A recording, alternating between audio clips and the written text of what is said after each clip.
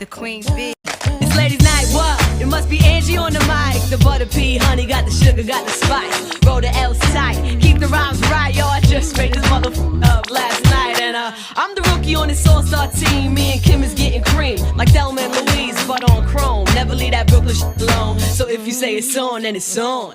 Bang this in your whips, pack them cold roadie with the chips in the wrist. Here's a French kiss. I dismiss all you chicks. Spit 6 from the 4th, 5th, make it dance. Ow! I stay focused. Hello and welcome. This is Ladies Night right here on Independent Television. My name is Amize Obaisiagbon. Yes, on Ladies Night we have wonderful topics every single time on the show for your viewing and of course listening pleasure. Today is a little different. I've got something really interesting and of course educative to bring your way. And to do justice to that, with me on the show tonight is Mary Jane Akimome. How are you doing? I'm very fine, thank you. You look amazing. Thank you, my God. Alright, so Mary Jane is going to be alone with me today. The other ladies will be joining us subsequently, but not right here in the studio. We're going to be looking at something I feel is not really focused on in society, and we're going to be talking about preparations. Preparations in the aspect of weddings and marriage itself. Now, most people tend to prepare. There's a whole lot of planning towards the wedding ceremony. Everybody is running out to skeleton to ensure that that big day comes out superb. Now, when focus is made on the weddings, sometimes people don't tend to plan for the marriage itself. That's the union, come together of man and the wife. Then staying together. Most people don't tend to prepare for that. They focus their attention on the wedding itself. So we're going to be looking at that today as against which is more important, which should you put more attention and more preparation to, the wedding itself or the actual marriage, the actual union. I will be talking with Mary Jane, as you all know. Mary Jane, I know we both are not yet married, sure, eventually we would be, but we have friends, we have family members, we have colleagues, we have people around us who are married. Now, when it comes to the issues of divorce, when couples have problems, there's something that a lot of counselors tend to say. They say you put more effort into preparing for the wedding ceremony than you did towards preparing for the marriage itself, for your relationship together. Do you think that is something that we need to look forward to, or we need to put more attention to, you actually planning for your time together after the wedding ceremony? Okay, amazing, Empress. You know me very well, so you know that I always spoke more on marriage other than the wedding day. Like, and anytime I'm on the show, I always try to air my view and opinion based on what I believe and based on what I want. Most persons will tell you that wedding day is just going to be once in a lifetime, so let's do it like this, let's do it like that, let's spend for the wedding, let's just prepare for the wedding in general, and then the marriage will take care of itself. Or the wedding is just that, the marriage is your lifetime, and then you take each day as it comes. But you learn on the job, yes, according to some people. But in the real sense of it, it's never like that. Okay, it's not just the black and white that you see. It's not just how you perceive it. It's totally different. Okay, aside the fact of being with a total stranger, I still say total stranger, no matter how many years you have dated, because there's still something that person is going to do that is still going to surprise you. There are certain things that you know that this person does, and you are like, okay, I can still overlook this one. But in a marriage sense, you might not still be able to handle that thing in the same way as you have handled, or as you have taken care of it, or as you have handled it in relationship. Because in relationship, you have the mindset of, if it's too much, I'll just leave. In marriage, where you know that, okay, divorce should be the last thing on the list. In fact, it should not even be on the list. Trust me. Depends on the scenario. Depends on the scenario, yes, yeah. But it should, from the first attempt to marriage, divorce should not even be on the list. Okay, the day you were getting married, you are not hoping to get divorced. 2 years after, 3 years after. So if you actually prepare for your marriage properly, like they say, if you fail to plan, you plan to fail. Yeah. If you don't plan for your marriage, how your marriage is going to turn out, how you're going to do this, how you're going to do that, how you're going to handle certain issues, you're just going to prepare for the marriage and feed people, welcome people. People will dance. Like, see, like I said, I always try to talk about myself. I don't see how I should be dancing for 6 hours. Oh, that's you. That's me, exactly, and everybody knows that. I don't see how I should be dancing for 6 hours straight, and some persons will say, they will spray you money. Definitely, if you want to give me money, send to my bank account. But if you prepare for your marriage and for your wedding, and then you fail to prepare for your marriage, whatever you see, you should take it, because there are certain things that you should have prepared for. Take for example now, in marriage, or in marriage per se, you don't, when you're preparing, you don't prepare just the bowls to cook, the pots to cook with. You don't just prepare the chairs in the sitting room. There are other things that you actually prepare for, the things that you actually do not see, but you feel. The things you know that will definitely come up later on, and then cause issues for you and your husband, or you and your wife. While in the wedding ceremony, you can prepare for the hall, you can prepare for the table, all those things will definitely pass, and then you walk into your marriage. And then when you're walking into your marriage, what are you walking with? Are you walking in empty? Or are you walking in filled? Like, my mom will always say, give me the technical know-how. She always responds, give me the technical know-how.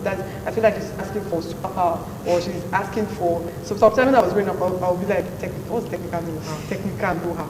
Then when I grew up, I understand that, okay, it's just like the prerequisites, the necessary things that you need. You just don't walk into marriage like that. Like she said, we are not married, but that does not mean, it's not enough reason for us not to know that there are certain things that we need to know before we get married. There are certain things that we need to prepare for before we get married. Because that guy, that lady is a total stranger. Okay. Believe me, that person, because you're going to wake up the next morning and say that, how come did I just sit down and marry this person?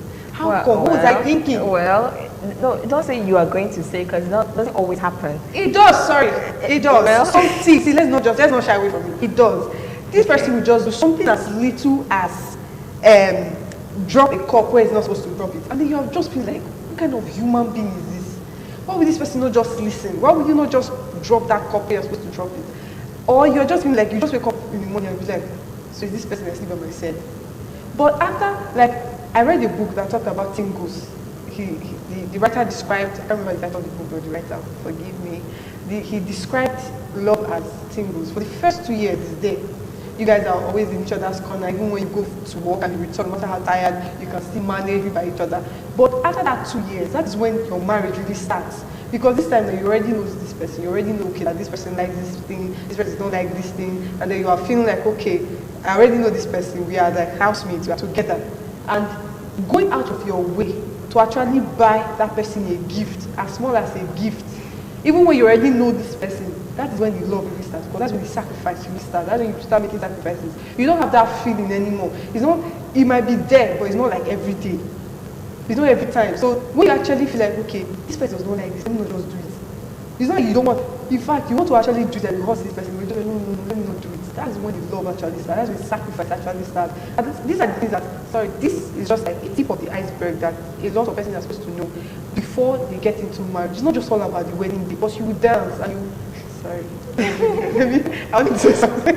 Let me leave it there. Because you will dance and you eat cake. And then people will tell you congratulations. And then people will hug you, give you gifts, and you might take your time to open for 1 week.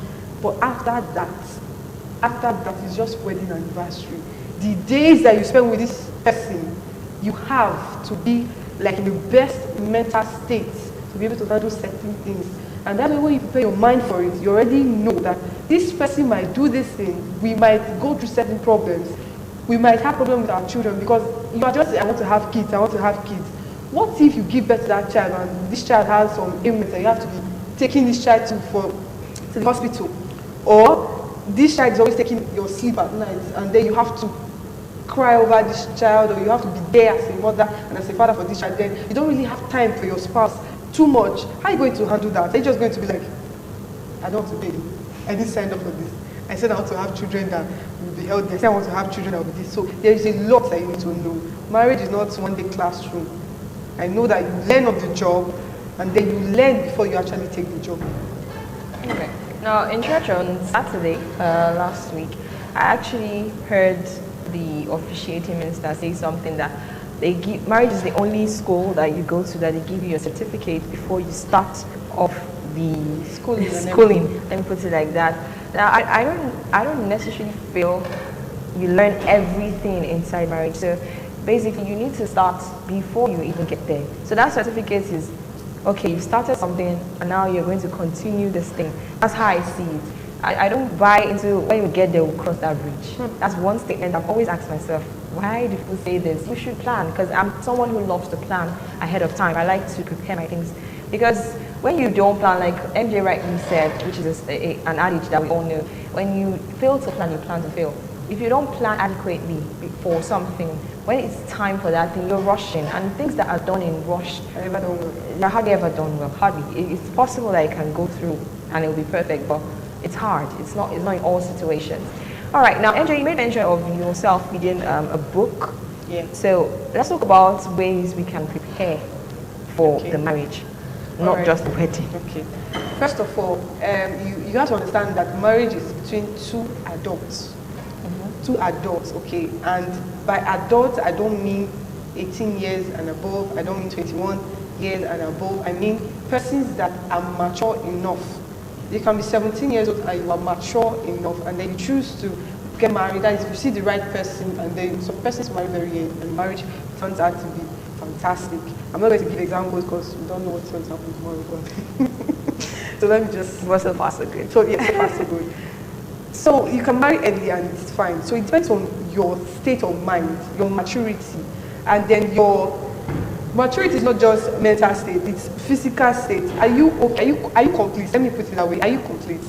Just ask yourself, are you complete? And then your personal conviction, like, do I really want to do this? First of all, do I really want to get married?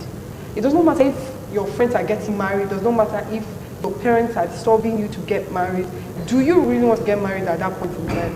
Your personal conviction. The way you are convinced that, okay, this is what I want to do, and then you know that really, that, okay, we are mentally and physically, psychologically ready. Okay, what then do I need to know? Because at that point in time, that's when you are convinced. You don't know about tomorrow. So you have to prepare for tomorrow. You have to know that, okay, I'm getting married to a person. Definitely, I'm getting married to a person. Now, who is this person? Is that person also prepared? Is that person also married? Sorry, it's also yet to get married. Is this person okay, complete to get? Because you cannot just say, I am ready. Because I hear some person say, I'm ready for the both of us. How managed? And this is another entire living human being. Personally, I feel it's only your maker.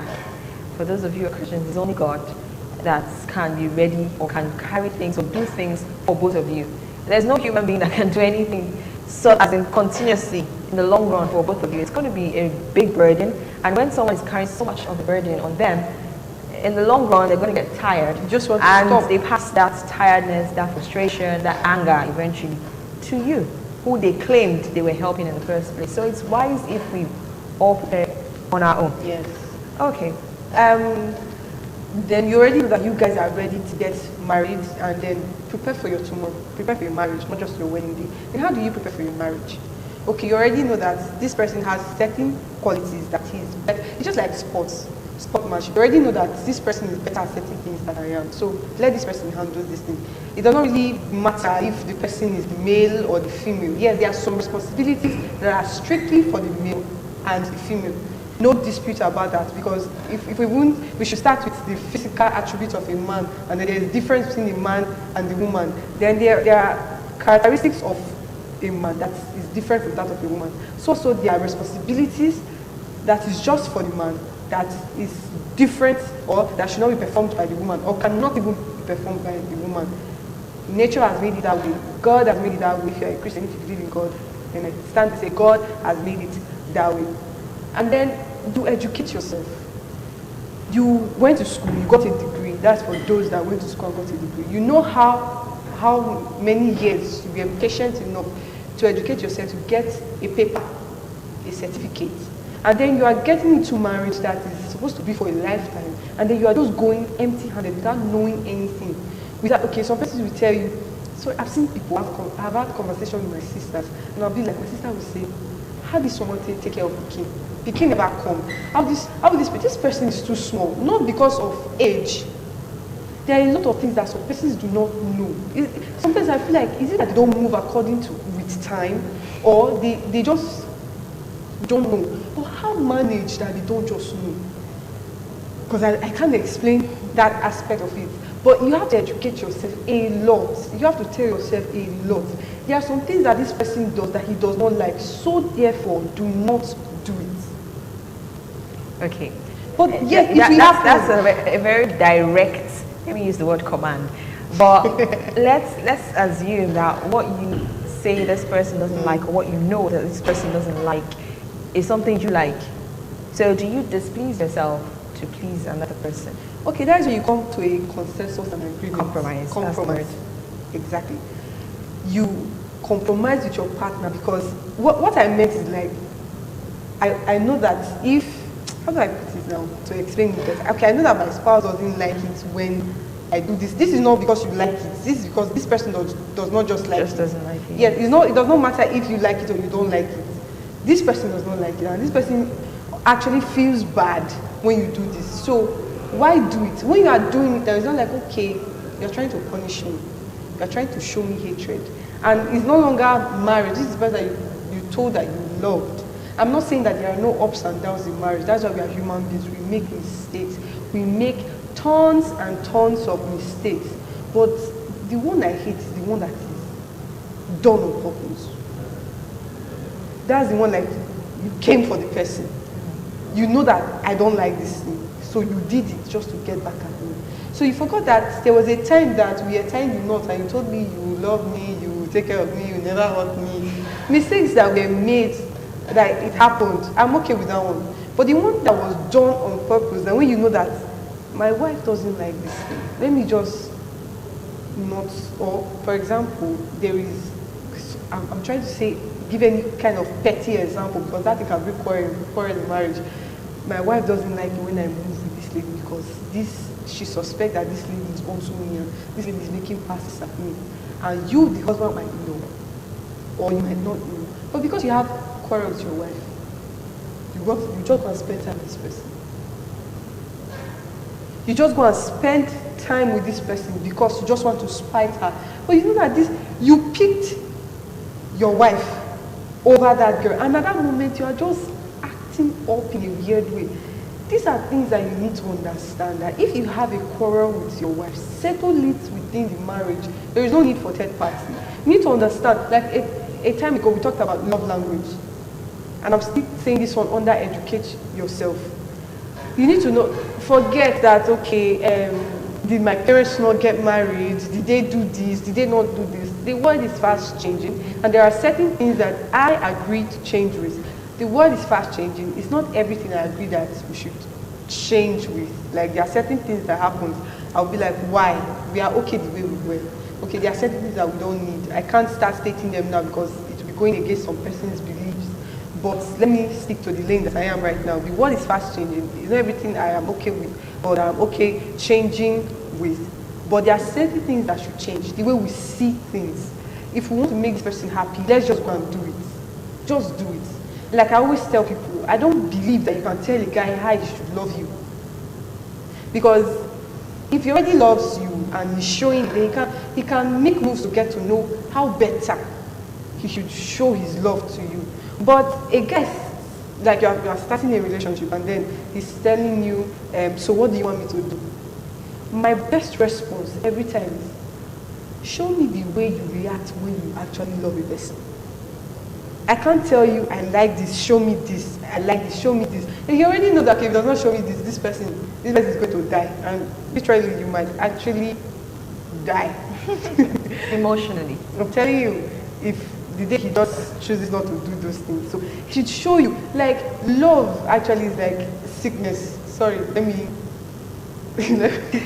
sorry, I don't know what's wrong with me today. Okay. But let me try to relate it with sickness. Let me say malaria, for example. Malaria has symptoms. There is fever, there is nausea, there is vomiting, there is this. There is like a ton of symptoms and signs for malaria. That's the way love is. When a person loves you, he will show it. There are signs and symptoms. So, does this person show you love in the first place? And also know that love is not the only thing that is required in a relationship or marriage. I've said it before in Ladies' Night that a guy can love you and the rest things are not there. He does not know how to do the rest things. That is rubbish. Someone once said, a guy that cannot ask you out cannot apologize when he does something wrong because he does not know that this is the time when I'm supposed to do this. I'm supposed to man up. When you say I'm a man, it's not just lifting heavy objects. It's not providing for the family. I'm the breadwinner. That's not. And a man can also be making up your mind that I love this person. I'm professing your love to this person. And then when you actually do something wrong, you know that, okay, I'm a man. Let me ask for forgiveness. That's what normal people do. Then if you don't know certain things, you're not going to do it. And then you're going to feel like this person is not doing this other person is not doing this. So some persons will believe that, okay, it's okay. I don't need to tell him to tell me if he loves me, what are we now? They just enter the relationship. But at a point in time, it needs to be stated. Everybody will agree with me on that one. It needs to be stated. So educate yourself. Go for counseling. Very important. There are some persons with experience that they are already in that marriage, they are already married, or they just know. They have a wealth of knowledge. Yes. I think that's the right word. They know. So you can't take that one away from them. It's just like an engineer. He knows how to operate certain machines that you don't know. So even if he learns that technical know-how through a university or he learned from somebody, it does not concern you. But as far as this person knows and what he knows is credible, take it. Go for counseling. Know these things that this is not. This can happen that you just don't know if you should stay or if you should leave. Like I always said, this person is a total stranger. You keep stressing that. I'm telling you, 3 years is not enough to know me. If you think in a dating relationship that we dated for 3 years and it's not, because I will do something. We will do something. We are women. We will do something. We will do something that will make you angry. Then you as a man, how do you now handle it? Do you say, okay, get out of my house? Do you say, I'm not going to marry you? Go. There are certain things that you know that even if it's as bad as it is, it's a woman's character. Do you capitalize on that and hit her? Some women can be really frustrating you. Exactly. Some women can be really frustrating. That's where she too needs to be educated that there are limits to everything. It's not everything you can push. There are certain battles you fight without fighting at all. You fight without doing anything. It's not every time you need to push it, Before you know, you are pushing man. Our greatest weapon, the mouth. Talking and nagging, and shouting as well. So men don't like it. And two, most men don't like it. Most men don't like Most it. men don't like it. And to the men, they also contribute. Because, like I don't know if I've said this before, I don't like beating myself. I hate it, especially when I know you can hear me and you are doing it again. And I feel like you are doing this to spite me. And if I say it once, I say it like 3 times because after I say it once, I'm already pained and I'm saying it the second time. But if I should say it like up to 3 times, I'm not saying it again. I don't have strength to nag. I will not nag. I will just be like, okay, there are other ways I should handle this thing. Should I go and pray about it? Should I call his friend? There are certain ways you should go about, especially if it's marriage. When you got married to him, you married the family. I hope you also know that one. That a man, when you also married a woman, you married the entire family. It's not just the woman. So there are cases where he would want to be doing this or he wants to go and meet his family and you need him at that point in time and he has done it like 3 times. Do you break bottle? Or do you just feel that? I'm talking like a counselor now. I'm like, Nobody should say I don't have experience. I have. So there are certain things that you need to know, and the moment you prepare yourself, there are certain things that it's just like entrepreneurship. You're going into it. It's risk bearing. At first, this is the person you're going to tell, I'm going to spend the rest of my life with you. The rest of your life is not, let me say you are 25 years old. You have just spent 25 years old on earth and you pray for longevity. And then you get married to this person, you're supposed to spend like 60 years of your life with this person. The rest of your life is very long. It's not compared to the life that you have even lived by yourself or under your parents. So you need to understand, you need to prepare your mind that, okay, I've known my parents for 25 years. I'm going to know this person for 60 years. So I need to know certain things, I need to handle certain things, and also know that there is never quitting in marriage. We all pray to marry the right person, and we all, I pray that certain persons know that there is not supposed to be quitting in marriage. Divorce should not be on the list. it shouldn't be. We pray to marry the right person, but divorce should not be on the list. Because we know that certain things will come up. We shouldn't do things on purpose. And then we should love this person because this is the person that we loved while the person was slim and beautiful. Okay, I think we'll talk about that on another episode. Let's move over to who should prepare. Now, earlier on, we talked about the fact that sometimes some people say they are preparing or they are planning on their own. They are going to prepare for both of us. Let me use that word. We're getting married. No need for you to read books. No need for you to go for counseling. No need for you to. I will do all that for us. Now, is that a right attitude? Or both sides, both parties should be preparing on their own?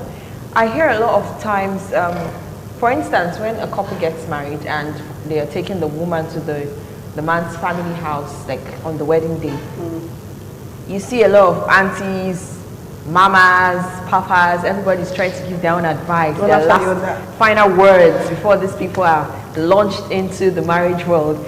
Now, you tend to see more focus on the woman. Make sure you do this so that your husband does not leave you. Make sure you do that so that you keep your marriage. Don't ever do this to him. Don't ever do that to him. Always do this, always do that. They're always focusing their advice, their attention on the woman. Hardly do I ever see advice given to the man. Now, does it mean that in the marriage or for the marriage to work, it has to be the woman's effort? Is it that the man doesn't have a role to play in ensuring that their union lasts forever? I want you to answer that.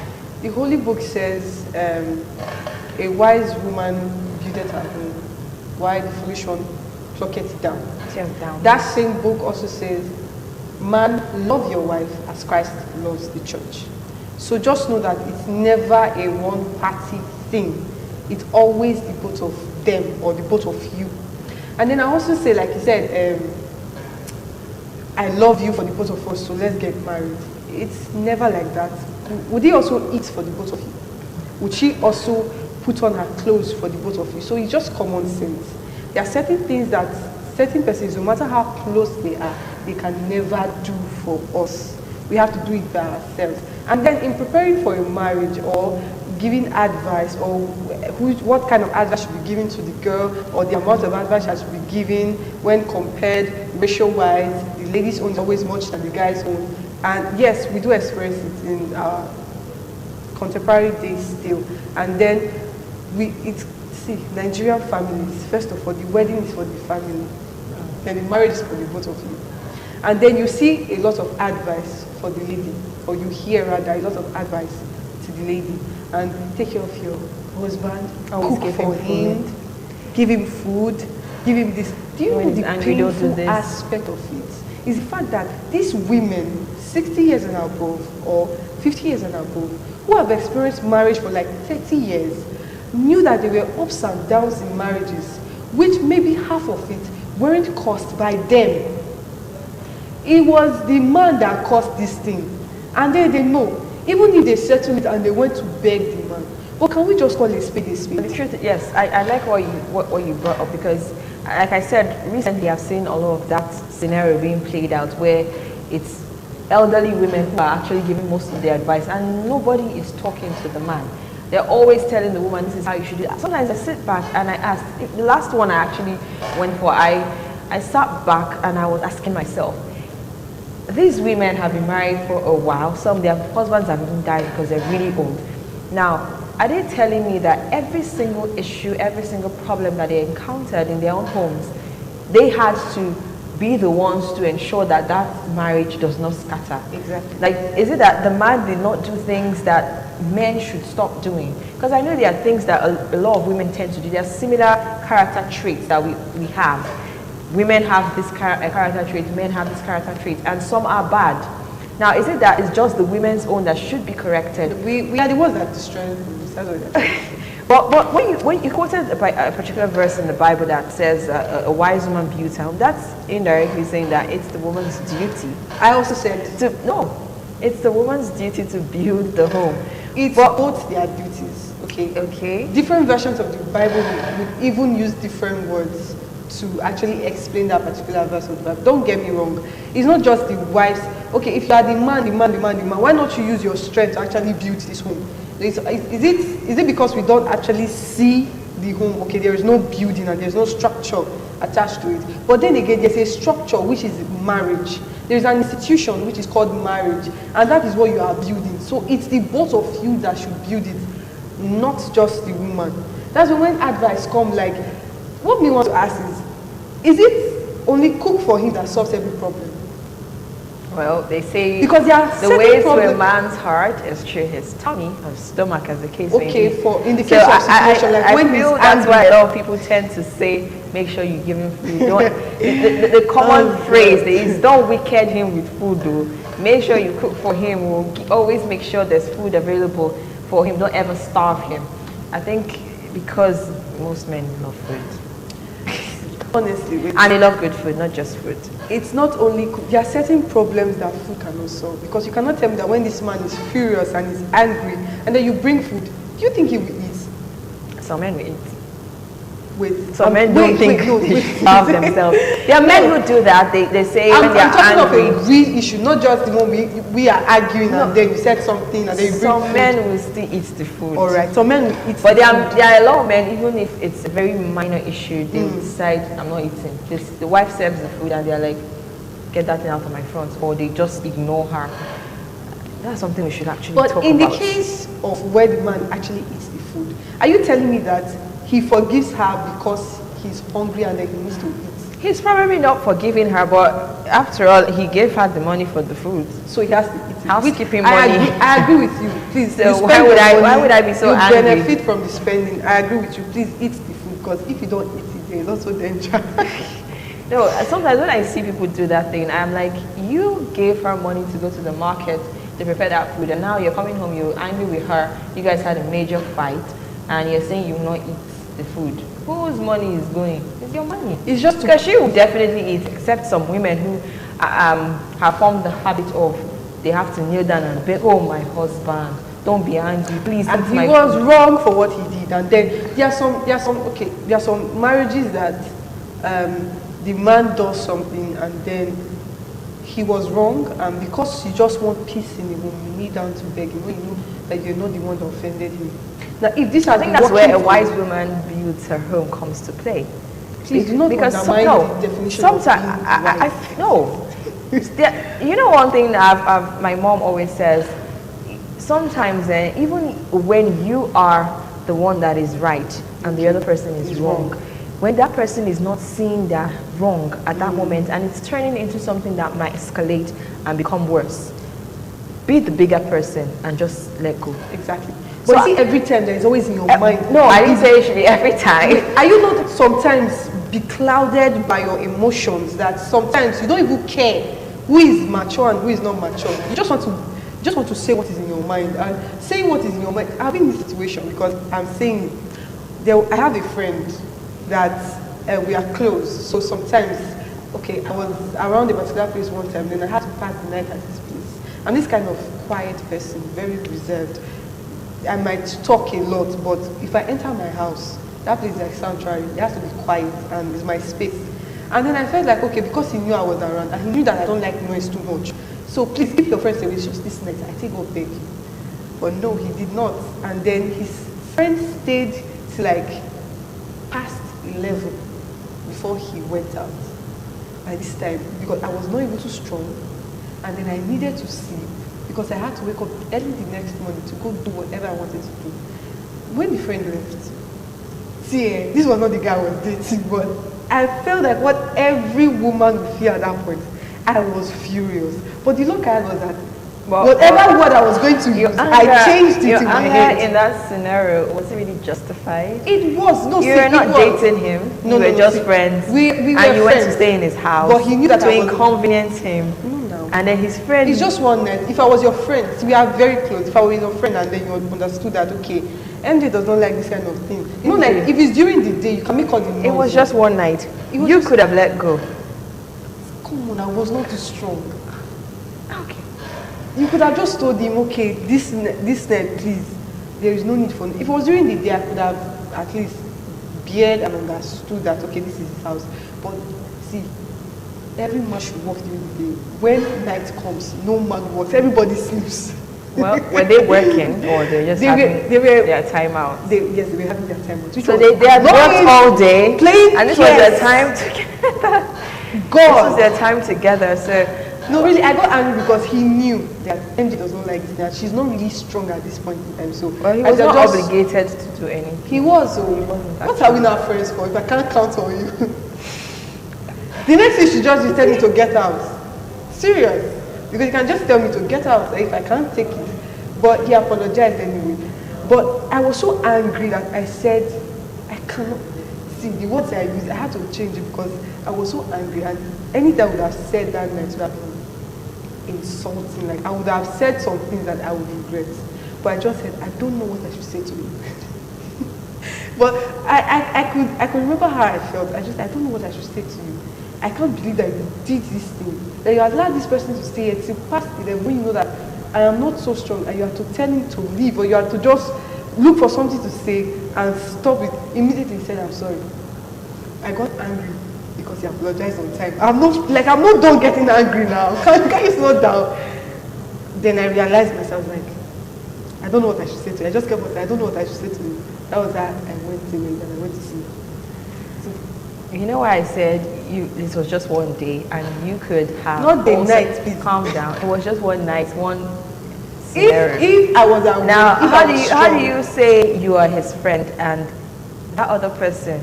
Okay, that person not his friend. I see what you are trying to do. You are trying to balance it. Yes, I have to balance it. They are not as close as we are. No. He has his house. No, see, it doesn't matter. No, okay. It doesn't matter. You see, these are things that we should also get to learn about because you can't just assume that the other person will think the way you are thinking. That's another aspect of preparing for the marriage that we should look at.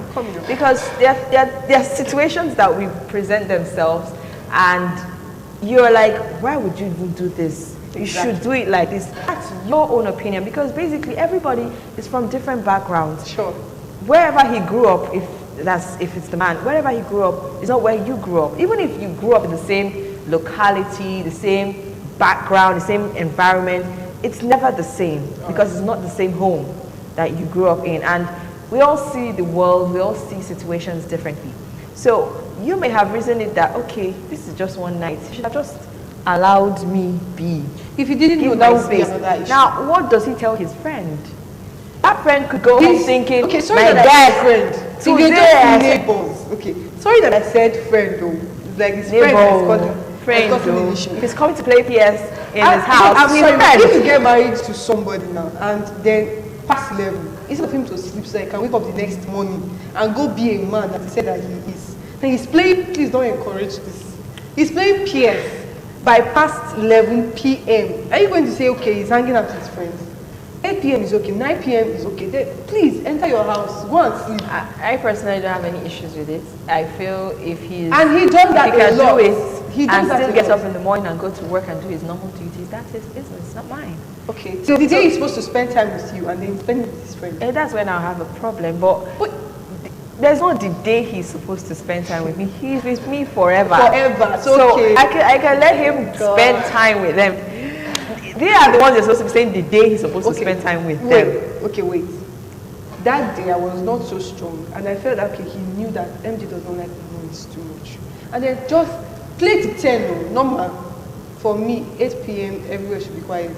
Play to 10 is your house.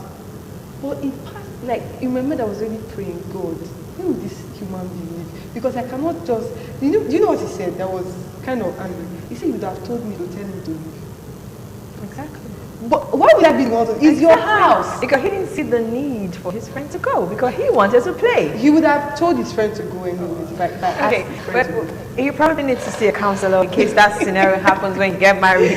No, I just feel like that's where compromise comes in. I just feel like okay, maybe 8 p.m. And the compromise could have come from your side. I keep stressing that.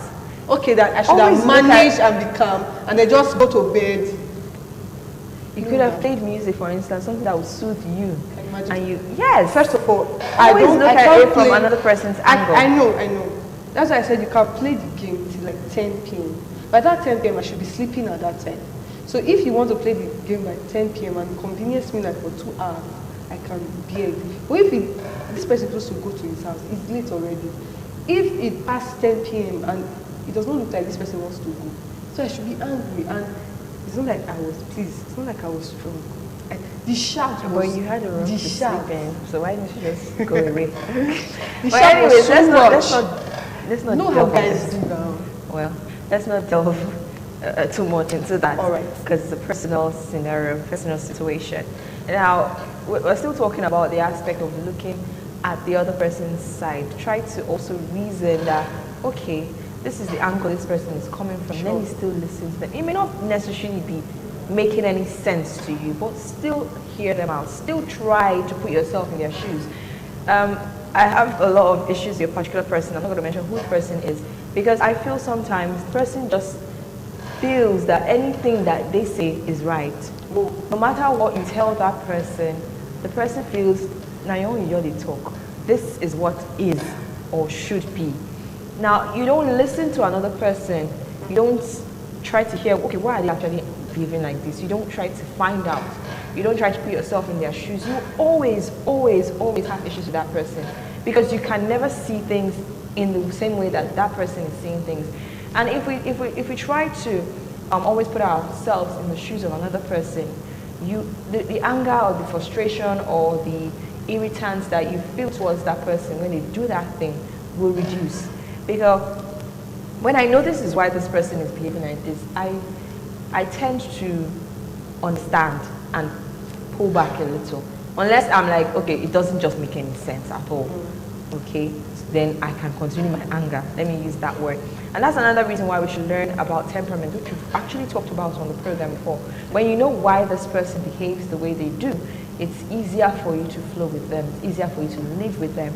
And so I would advise that anybody who is planning on getting married, anybody who is planning on starting a life together with another person, you should learn what that person's temperament is. You should also learn their love languages, which we also discussed on the program way back. Learn their temperaments, learn their love languages. It also helps for you to understand the person even better. And so some things that may happen, you say, okay, because this person is a sanguine, that's why they're behaving like this. Yeah. Okay, because this person is a choleric, that's why he wants his way. He must have his way. And so you should understand. You should strike a balance. You don't always give them their way. Yeah, sure. But try to understand that it's just a kind of person. They like to see themselves being the leader. They like to see themselves commanding other people. So sometimes just indulge them a little.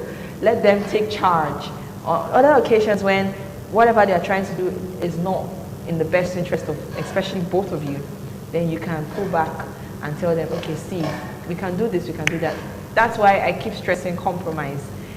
I'm not married, but I know that compromise is something that if you don't do in marriage, you will scatter your relationship and your marriage within the shortest period of time. You must learn to say, okay, my wife doesn't like this, or my husband doesn't like this. Even though me, I like it, let me just pull back. I may like, let's use salad for instance, and the person I get married to doesn't like salad. Let us say, if I don't like it, I must always make this every day. No, you shouldn't. You should try to balance. Okay, he likes this, I don't like it. Let's take this today, or let's do this today. Tomorrow that we can do what I like. You understand? So, if you don't know these things before you enter the marriage, it's going to be difficult. Hell, let me use that word, because you're trying to do things as the things are happening. When you know before time, you're prepared. There's somewhere where I saw a statement that you don't plan for war during the war. You plan before the war. Yeah. Soldiers don't train when war comes. They train before the war starts. They train before battle.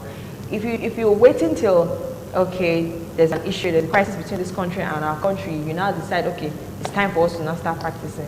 You're not going to be as good as the other side because you're not prepared. But when you've started preparing before time, it's easier for you to win your battles, win your fight. I don't see marriage as a battleground. I don't see marriage as a war zone. You're making an example. I see it as a training ground. But you must train before the main training. The scenarios, the things that you may prepare for, they may not come to play when you actually get married. But at least it gives you a foundation so that when you get there, you can build on it. If you don't have anything at all, you're not starting the foundation then while facing the whirlwind, the torment, and every other thing, it will be really difficult for you to survive it. So basically, that's it. MJ, I want you to give your final words before we head on to listen to what other ladies out there who are actually watching have to say about it, and of course, some of our guests on the street as well. So tell me. All right. As regards preparation for the wedding and for marriage, which should be higher, or which should more attention, more focus, more importance be placed on? Okay, it is good to prepare for your wedding if you want it to be so huge and large and big and take a lot of time and money. It is fine to prepare for the wedding like that. But on the other hand, your marriage you should never go into your marriage unprepared. You should never. Don't try it. Don't say when we get in there we'll work it out. Is it no problem? Is it no quarrel? I love him. He loves me. Then we are going to get along. Like Empress said, when we get to that bridge, we'll cross it. By the time you get there, you see that they have added to the bridge, or there's nothing to cross with. Exactly. There is something that is between or the center of the bridge and you can't cross it. What are you going to do? And then just know that you are marrying a person with different, that's why your belief, you guys should have the same belief, especially when it comes to religion. You guys, I support persons when they say, okay, we are both Christians, let's get married. We are both Muslims, let's get married. Other than, I'm a Christian, I'm a Muslim, that's another topic, but it works out for some persons, but it doesn't work out for other persons. That's why you should know. Well, basically, in that regard, a woman leaves her home and cleaves to her husband. So if I was a Muslim before, when I get married to a Christian, automatically I should become a Christian. You know that in some cases, that's where compromise also comes, and you must discuss these things before even getting married. It could be that I'm a Muslim and you're a Christian, but we decide to get married and you decide to convert to Islam. It depends on what you want, but you must talk about it before time. Okay. The issue of religion is a very big determining factor for marriage. It's not just I will convert. Religion is your belief. Your belief are your ideologies, what you feel like, okay, this is who I am. Your belief is why you are wearing this dress. Your religion is why you are wearing this dress right now. If not, you'll be wearing hijab. Wow. Your belief is what makes you eat what you eat. Like, even if you feel like, okay, I can eat this, but your belief is what makes you feel like, okay, I'm okay with this one a little bit. Your religion is actually what controls your everyday life. There are certain things I can't do just because I know that, okay, I'm a Christian. But I don't put it forward, I am a Christian. It's already in my subconscious. It's already written somewhere in my mind. Okay, I am a Christian, I don't need to do this. It's not just because I don't want to do it, but I know, okay, I can't do this. So your religion is a huge part of you, and that's something you cannot just change with, because over time, you can't because people convert. And the only constant thing in life is change. Sure. I can always decide that, okay, I'm not understanding this Christianity thing anymore. Okay. And I decide, okay, this Islam is making sense to me. So, and I decide to go in there. how many cases does that happen? It happens in any case. Why do we have converts on a daily basis? Of course we have converts. Why do we do evangelism, for instance, as Christians? Exactly. Because we want to get more people to Is it as a see result of marriage that you see could be. a Muslim becoming a Christian? It might have happened. Trust me, I'm not disputing that fact. What I'm saying is that I'm saying that as plain as it is, that religion is a very determining factor for marriage. It has destroyed, I'm saying this because I've seen it, it has destroyed a lot of marriages. Things do not just go the way they are. You see the man saying, okay, you can be a Christian while I am a Muslim. At the end of the day, he just, from beginning, he thinks he can do it. Then again, you are marrying the family. So there are other things that pulls you away from your own agreement. It's not just what, I know that you are supposed to agree, no third party, but there are some, let me say, some defining and defining factors. The way you and your family, the way you are, you can be like, okay, that's what I've said before, can we just do it this way? And then you make compromise. But we still talk about it. So, Sure. so yes, there can be further compromise. Okay, what if he disappoints you? What if he's like, I thought I could do it? What if he says, I thought I could do it, but well, he's a human being. It will hurt, but he's a human being. So are you going to be a Muslim, or are you going to say, okay, I'm a Christian? Like I said, it depends. If I feel, in the first place, where I know that I am never going to change what I believe, then there's no need even starting a relationship with someone who does not believe what I believe. That is what I'm It's trying to never say. going to work. But if you feel you can change, fine. Some years back, I had someone who wanted to get married to me, but the person says, we must get married in a Catholic church. I'm not a Catholic, I'm a Pentecostal. And for me, no matter what's the word? No matter which, God, what's the word? No matter what happens. Denomination. Okay, no matter what. Denomination I am. Whether I'm a Catholic, I'm a Pentecostal, I feel we're all Christians. Sure. But there are belief systems that Catholics have that I don't buy into. So even getting married to someone who's a Catholic, it may be difficult for me. Sure. But when you now say, I was willing to say, okay, fine, we're all Christians. The homily is a Reverend Father preaching, just the way we have our normal pastors. And so I would focus my mind on the homily, learn more about God through that, and jettison every other thing, all the other things that they do. But telling me that I should now get married in a Catholic church when I was born, raised, and I'm still growing in a particular church. Only that made you not marry somebody. I said no.